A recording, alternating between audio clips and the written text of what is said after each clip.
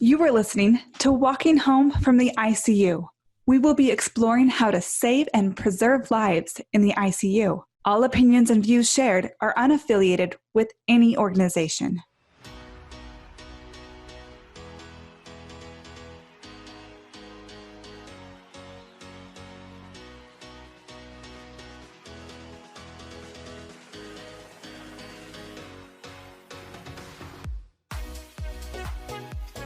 In the days that I did hard PT, when I say hard, I walked 500 feet, or I did the bike 2 that day, or I sat up in bed, just simple things that people take for granted every day.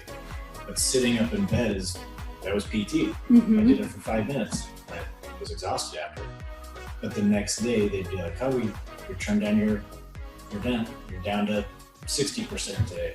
So it's like, okay, it's doing something, right? Yeah. That reassurance from the staff of saying your PT is a reflection on your values, your blood work, your vent settings, your ECMO, you turn down your suite, just all that stuff. So that was those little things of them reminding you of your values are getting better, keeps you pushing. I think, nursing 101, we learned that when someone's on a medical floor and has pneumonia, that they need to get up and walk because it helps their lungs get better. But once someone's crossed the line and is into the ICU, we forget that basic concept that mobility is medicine, that moving helps the lungs. Yeah. And I actually haven't worked with a lot of ECMO, so I underestimate how much it still helps. Even when you're on an ECMO bypass machine, you experience that the more physical activity you did, the better your lungs got. The only thing I didn't like was as soon as I was done with PT, I had to be suctioned like every, 15 minutes. But they're like, "This is good. You're getting all the junk out of your lungs, right?" And then after I was done coughing for an hour, then I felt better. Right. You knew your lungs were repairing themselves. Essentially. And that's part of our, one of our barriers is people feel like patients have to be sedated because they're going to be coughing and uncomfortable on the tube. When in reality, coughing mobilizes the secretion so you can actually suction them out and they can inflate more and get better. And so that's what I see too when patients walk. We suction so much stuff out, but when they're sedated in one spot the whole time, those secretions can just consolidate, they get stuck, they're lingering longer. And so, that's a really important point. It sucked, but you feel better. Literally sucked. That's a really good point. And it's still pretty rare to walk on ECMO. If I bring up early mobility and talk about what we do with our patients, a lot of nurses around the country will scoff and say, "Well, your patients aren't on ECMO. They're not that sick." And so now I use your story and they say, "Well, it's still the concept still remains." So what does it mean to you to know that you ended up serendipitously enough in a facility where you were awake and walking on ECMO? It took a while I heard about ECMO before I got sick, just briefly through coworkers that fly and deal with ECMO patients, but I didn't look into it. I didn't feel the need to research it. It's just not in our profession. But as I sat there and laid in bed, I was like, okay, I'm on ECMO. What does this thing do? Why am I on it? And it took a while to understand actually what it was. And then as soon as I realized everything it does and why I'm on it, it freaked me out, right? I'm walking with one of the most advanced life support systems out there. Your lifeline. Yeah. And I don't know how many people does it take to get me to walk. It was at least 5. Yeah. Maybe 3 towards the end when you were a little more stable. And that's with Amber walking behind me with the wheelchair in case I need to sit down. So just to know why I was on it, how it works, it gave me a lot of anxiety to think that this is it. This is what's keeping me alive. And if it fails or I throw a clot, PE, or a stroke, which I did, I had a stroke from it. And I had multiple DVTs that I was dealing with too at the same time. So it was good to know that we have that here in Utah. We're lucky, we're fortunate enough to have it. We can be home for the family. but it's definitely a lot of anxiety with it. And then they're telling us that only a few people walk on it. Let alone, I don't know. It's weird. And I asked her, because I can't see it. All I know is the right side of my head feels heavy. I see tubes going into the machine. I tell her, I'm like, will you take a picture of it for me? And she was very nervous to show me. Well, and when he walked on ECMO the first time, I was like, we were walking through the halls and, you know, it's a busy ICU floor and all the nurses aren't even like but not even like second guessing him walking on ECMO, where I'm just like, look at him, he's walking. And they're just like, we probably see it every day. And that's true. They probably just see that every day. So to them, it wasn't anything. But to me, it was just like, oh my gosh, see those huge tubes? Like he's walking with that. But it was also nice to know that he was exactly where he needed to be. So after how long were you on ECMO for? 2 months? No, December 16th to January 4th. Oh, okay. And then after that, he did rehab till January 31st. And then he came home. So, you were a firefighter before. Yep. Extremely physical, mental. Statistically, about a third of all ICU patients that aren't even as sick as you are not back to work 60 months after discharge. Where are you at now and how did that happen? I got home on January 31st. Started doing PT just at an outside facility and at home. And then around probably the end of February, fortunate enough to have my work have a day position, we call them, or it's just 5 days a week, 8 to 5, right? Just doing desk work. So I was able to do that for about 2 months. They still were very helpful with getting my appointments, going to PT, and then we have a department physical that we have to pass once a year.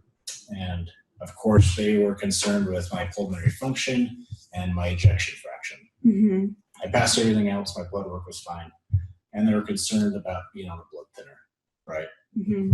So I was able to get off the blood thinner.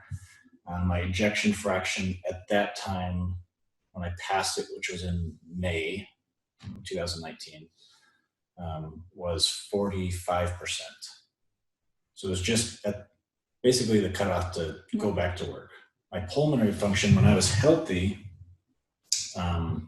which was a year ago from that date, I was at 110% for my age, gender, weight. Uh-huh. So I was above normal. And when I did it that day, I was at 80%. So I lost about 30% function, but it was still eligible enough to go back to work. So I went back to work in May-ish of 2019. So you were back to being a full firefighter. Yeah. 4 months Yeah. after getting home from rehab. Yeah. And what's your position now? I am a station captain, which is just basically a supervisor over a crew. What kind of cognitive demands does that have?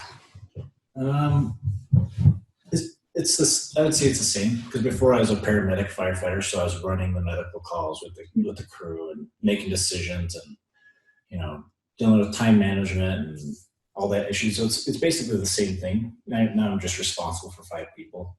Just the stress of that comes with the position, So Amber's the one to ask if I have any cognitive issues. To be honest. No, you had them before, you have them now. But for an ARDS survivor, I think out of anyone, all ARDS, not just those that have ECMO, all ARDS, even those that weren't as sick as you got, 40 to 80% have severe cognitive deficits. Wow. A year post-discharge. Wow. Do you have any cognitive deficits? I don't feel like it. Like they started talking about that stuff when we were at the U, especially after I had my stroke. And the neurologists that constantly were checking on me and doing CT scans and MRIs and just making sure things aren't changing or getting worse. The part of my brain that would cause issues was going to be my sense of direction. So my north, south, east, west, my cardinal directions, they said probably going to have some issues with that. But I never have. I haven't ended up in Ogden for some strange reason. I thought it was home, So that cleared up within, I don't know, 2 months. What role do you think occupational therapy played, or cognitive therapy? That was interesting to go through that, because I wasn't expecting to do any of it, right? And speech therapy too, but that's different. So the PT was the physical part was normal for me, but to do the occupational, the cognitive skills where, hey, you're going to stand at this table and we're going to play dominoes for 20 minutes. I'm just like, why are we doing this? This is okay. And then I would play the Wii game system, do virtual reality things, and I would do puzzles that our 6-year-old does. I'm like, what? And they explain, you just got to keep your brain going, keep it functioning, can't let it get sedentary. And so it made sense, because I don't know where I'm going with that, but. Well, what do you think that means for your life now? Oh, I appreciate it. It makes complete sense that it's just as important as physical, because in reality, that place being in there confined for 2-3 months, it's just mentally draining, Staring at the same walls. Yeah, the same window, the same people that, there's one day that we were able to go outside for the first time, and it was like the middle of January, and it was cold and the weather was bad, and I didn't care. I just we need to get outside. And I was in shorts and a t-shirt, and they were all bundled up, and I was like, I just want to sit out here.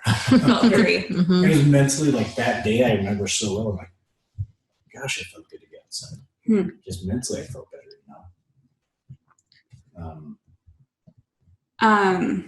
And such a high percentage of survivors have PTSD. The rates fluctuate so much, I think, because not everyone gets tracked or diagnosed with it, but 40+% have PTSD. Do you have PTSD? I haven't been told I have it, but just knowing with my profession and dealing with our patients that we see with PTSD, and then just researching, because we're always getting asked if after traumatic calls or dealing with issues at work, we're very aware of what PTSD is. I'm pretty sure I have it now. I can't say I don't have it. Yeah. Because every day I think about it. Every patient we go on that has a severe cold or infection, I'm like, oh, I don't want to get that, right? Because I don't want to go back to the hospital. It is a fear of mine to get sick again and be in a hospital again. Yeah. But at the same time, I'm so appreciative of life now, even more than I was before. I'm not depressed. I'm not suicidal. There's some anxiety with it, right? Triggers are when we get a patient that is being intubated. I don't want to watch or be involved. When we go on a patient that's having severe respiratory problems, I want to help them so bad. I want to get rid of their anxiety because I know what they're going through. So those patients, I feel more attached to just help and get them feeling better. Invested too. But with the PTSD thing, it's occasional flashbacks of just zoning out for a minute and replaying a scenario that happened at the hospital or something, right? Whether it was a procedure or just walking on ECMO or, just dealing with any issue that happened. It happens a lot. Yeah. I don't know how much it affects our family life or work life, but I feel like things are good, for the most part, it's just the constant everyday reminders. And I feel like it's still so new. I mean, this week is our year mark for me being discharged. And I just feel like we talk about it so much daily, just me and Tyler, that it's still such a constant thing for us just to talk about. But I feel like eventually that will fade away, that we won't be so engulfed in it still. But I think there's little things like, even for me, like the sound of a beeping or something that makes me even like, I don't want to think about that. But just the winter month, like I'm done with winter. I don't want to deal with winter anymore for whatever reason. Just so many memories. So yeah, and PTSD in family members is real too.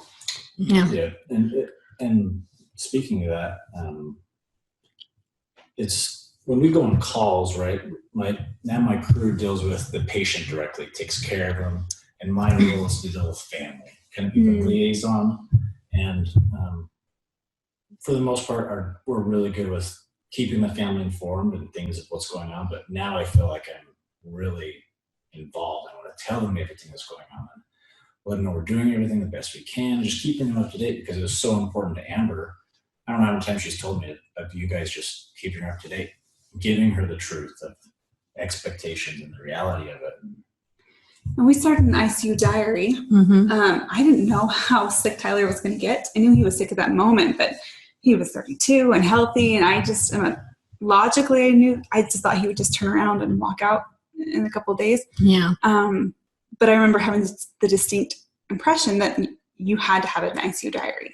Yeah. And it was an awesome gift that I think benefited Tyler, but it also benefited us, family, because I enjoyed writing it every day. It was like my journal. But there was also like healthcare workers like you and a few doctors and other nurses that have written something in it. And it was nice because your guys' terminology compared to mine was like, he appreciated your guys' stuff so much more, where mine was just like, the kids miss you, I miss you, today's hard. But I think he enjoyed reading back on what you guys had to say, because everything was, precise and exactly in medical terms, where mine was mumble jumbled. And I appreciated every nurse or doctor that wanted to write in it, because it was actually really meaningful. And it was therapeutic for you. Did you feel like you were communicating with him? I did a lot. Like everything that I wrote was geared towards him. Like he was going to read it that night or something. And looking back, it's hard to read because it's very much was like my journal. But everyone that came into the room would sign it. And it's pretty awesome to look back for him. He didn't know a lot of people visited. And then he would read what they wrote. And I was like, oh, yeah, they came and saw you. So like a guest book. Yeah. What did it mean for you, Tyler, to have that ICU diary? It was very good knowing that how much support Amber had while I was sedated and just not able to function. And it was hard to read too, like, wow, I was really sick. Like, I can't imagine being on Amber's side of it and going through all of that I have no idea what was going on, right? Like, if we switched spots, I don't think I could do everything she did. She was amazing. Yeah. Yeah. I was a witness. She was amazing. Yeah, just to run life at home and at the hospital, there's no way. Like, it's unbelievable. And the support system she had was awesome. All her friends and family. So, and to read it from the healthcare worker point of view too, with my medical background knowledge, was awesome to read about. Like, man, I just was not getting better. Like, why wasn't I getting better? And then there were days where like I was getting better. And then the next person that came, I was like, well, you had a good night, but now you're not having a good day. And it's like, how are you guys dealing with all this? So it was really interesting just to grasp everything, because there's that period of time, the 16 days I was out, like one of the coworkers was like, you were 16 days of your life was just gone. You weren't here. And life functioned without you, and things kept moving, and you just weren't here, and now you're here. Like, I don't know what to say to that. Some survivors say that part of their PTSD is from that lost time. Yeah, like it's just, and I can feel it. Like, it just feels weird. Like I missed out on something. And that still bothers you?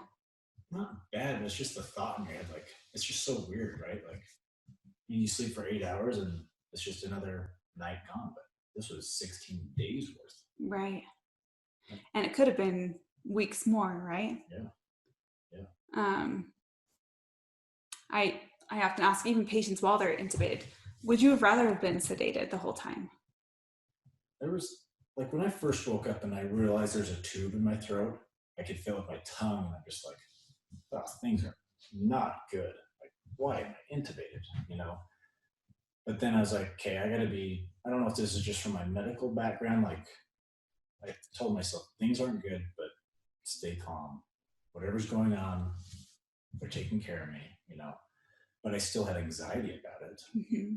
And I think that's where it came to me talking to you about, you know, I'd rather have those anxiety meds than the pain meds, because the pain meds are just so hard coming off, and getting on those high dose narcotics that just make you feel horrible. Mm-hmm.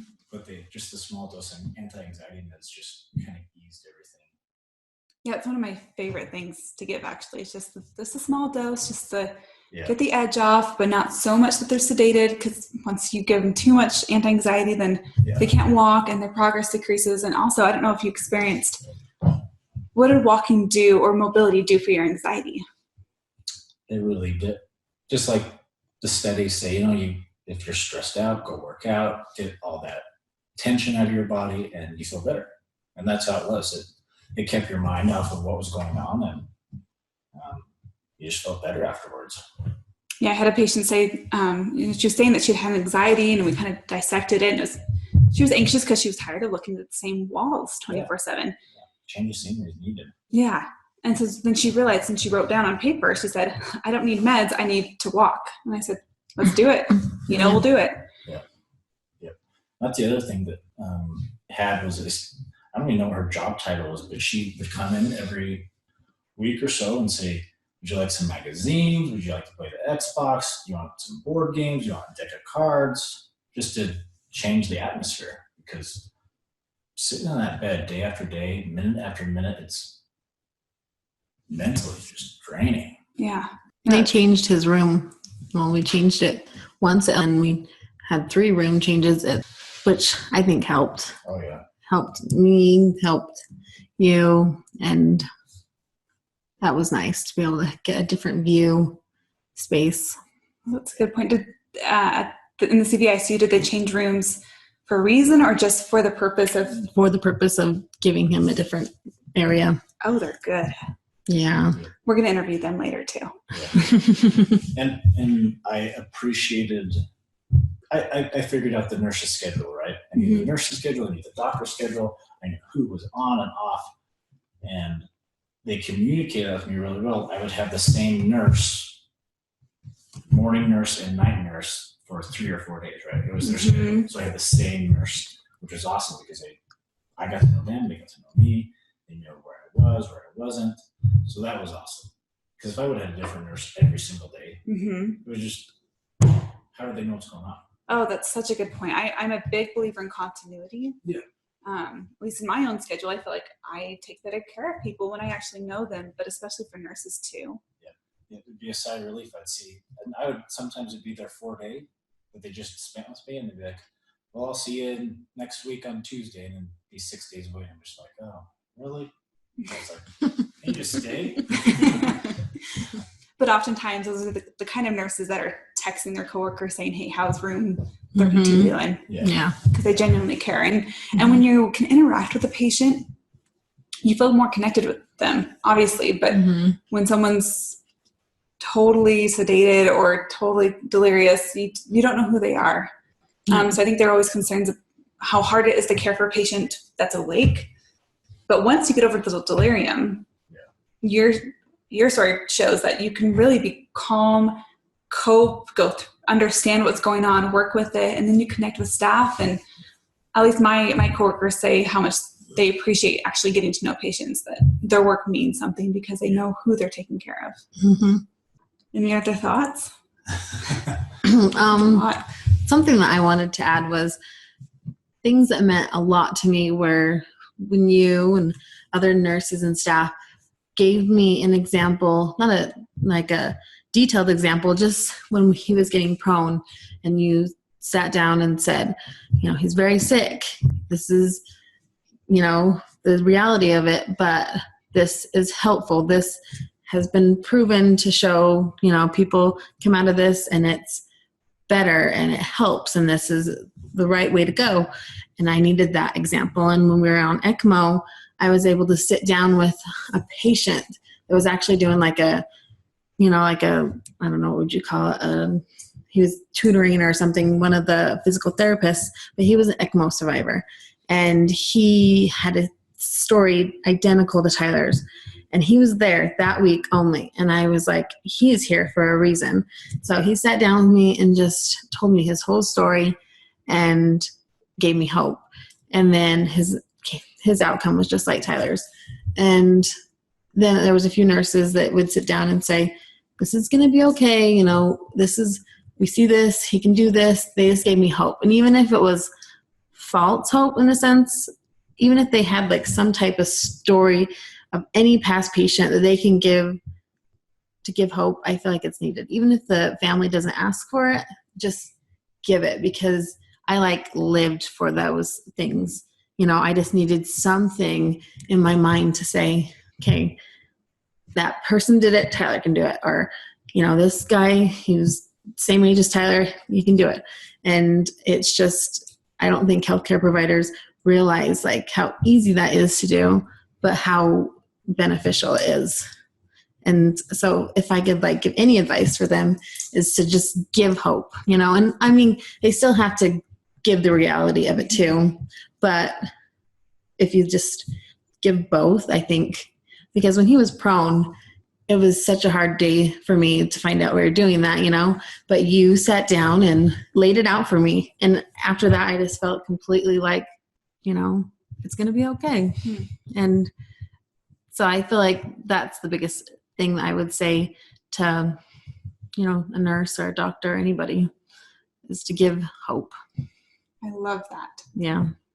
It's like I do more bad bidding than giving hope. So that's good to hear. Well, it's nice to hear, the reality, because you want that too. You don't want to think that everything's perfect, but you just have to have something to hold on to, just some type of situation where you say, okay, this isn't impossible. This isn't, never going to happen.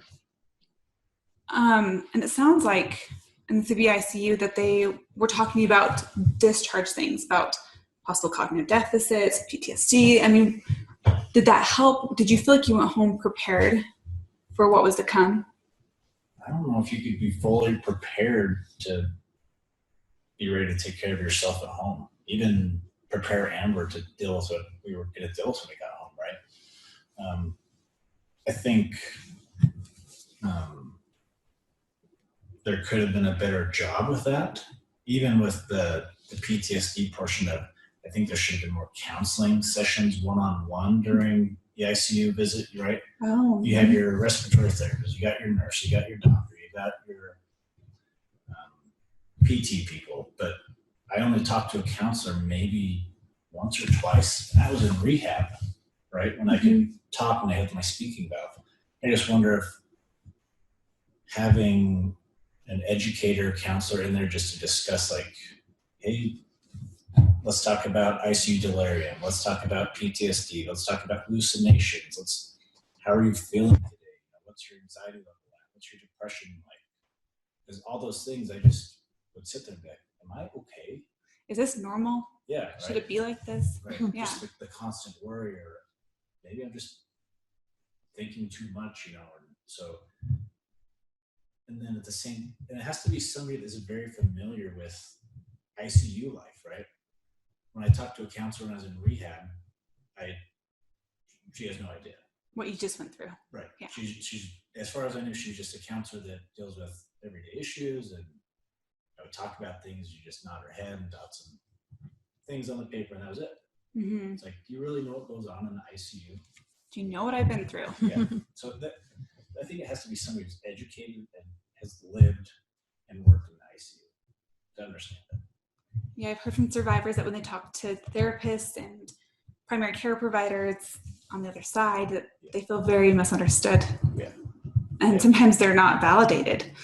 Right. that they almost are treated like they're crazy or shouldn't feel that way. And I think sometimes survivors feel like they can't talk about those things because they should just be grateful that they're alive. Oh, yeah. Yeah. But Definitely it's okay to recognize that this changed your life. Yeah. 100%.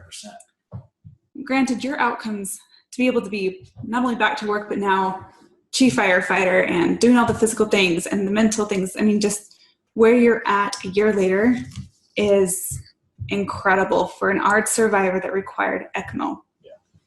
Yeah. And yet it changes your life. Yeah. Yeah. And that's okay. Yeah. Yep. Yeah. I can imagine still dealing with, I still have issues, I'm not 100%. I still have things going on, but I can't imagine dealing with still being on oxygen, wearing it at night. Like I had to wear oxygen just for 2 months at night, and I just finally got off my beta blocker, and right there was a milestone for me. Like, finally got off this thing. So I can't imagine those people that are still dealing with issues. It would be such a mental draining thing. Yeah, it's now that I'm interviewing survivors and hearing what it was like to have delirium for weeks to months and what their life was like after that. It's pretty insightful, which makes your story even more amazing. Yeah. So thank you so much for sharing. Any other last thoughts? I don't think so. I'm sure I'll think of one tonight. That's the way it goes. I could talk for days about this. So can I. I love it. And I just feel so honored to be with you, and thank you for your vulnerability and sharing those deeply personal and hard things. But we need your insight. So thank you for sharing and being willing to make a difference. Yeah, thanks for having us. If you want to join in on the conversation, leave a voicemail at 801-784-0472 or reach out to me on Twitter.